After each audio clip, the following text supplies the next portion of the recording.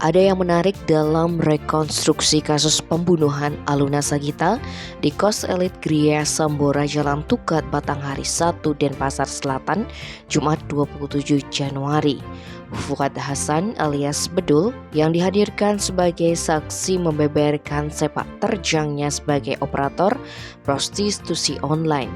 Sebagaimana diketahui, Bedul telah ditetapkan sebagai tersangka prostitusi online oleh Polresta Denpasar yang merupakan hasil pengembangan kasus pembunuhan Aluna Sagita.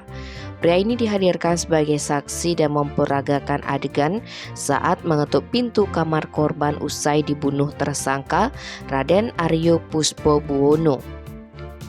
Saat ditanya awak media soal profesinya, pria bertato di tangan kanan itu mengaku ke Bali sejak 2014 dan awalnya kerja serabutan. Kemudian ia alih profesi menjadi operator prostitusi online sejak 2 tahun lalu bersama beberapa orang lainnya, dengan penghasilan sekitar 3 juta rupiah per bulan. Dia merupakan anak buah dari seorang bos yang ada di Banyuwangi, Jawa Timur. Dalam bisnis ini, Bedul memiliki 5 anak buah atau cewek yang disediakan.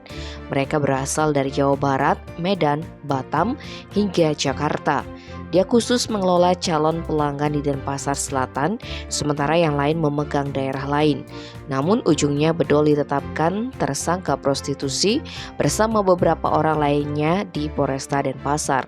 Menurut Bedul, ada 4 tersangka, 3 orang laki-laki termasuk dirinya, sementara 1 orang perempuan. Soal keberadaannya di TKP waktu kematian Aluna, dia mengaku hendak kumpul bersama teman-teman Aluna Sagita di kamar 108 depan kamar korban. Anehnya, korban tak kunjung keluar kamar. Saat diketuk-ketuk pintunya juga tidak ada respon.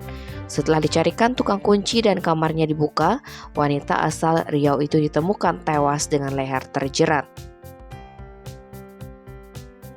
Tim Bali Express melaporkan.